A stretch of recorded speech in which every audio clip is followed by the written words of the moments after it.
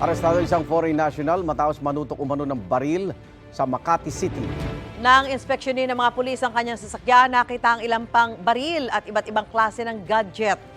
Ipasusuri raw ito ng mga otoridad sa eksperto para malaman kung para saan ito posibleng gamitin. Laging una ka sa balita ni Jamie Santos Exclusive. Malalimang investigasyon ang ikakasa ng PNP CIDG Regional Field Unit NCR at kanilang AFP counterpart para matukoy ang pagkatao ng nahuli nilang foreign national kagabi sa Makati City. Kasunod ito ng natanggap nilang reklamo na may tinutukan umano ng baril ang suspect. Since nagkaroon ng violation doon sa pagtutok sa kanya nitong foreign national ay doon nag-umpisa ang pagkaroon ng investigation sa kanya. Sa paghahanap sa ginamit na baril sa panunutok, nadiskubre nila sa sasakyan ng foreign national ang ilang kagamitan kabilang ang ilang gadget.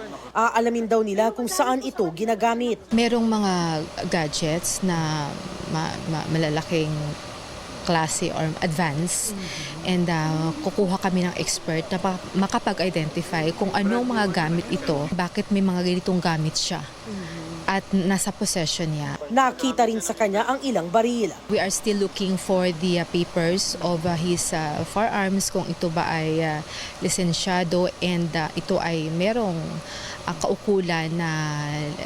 kaukulan siyang lisensya to carry this kind of firearm. Hindi raw makapagsalita ng Ingles ang foreign national at kailangan pa niya ng interpreter. Magsasagawa rin daw ang mga otoridad ng background investigation para malaman kung may mga pending cases ang foreign national. Mananatili muna sa kustodiya ng CIDG NCR ang naarestong foreign national.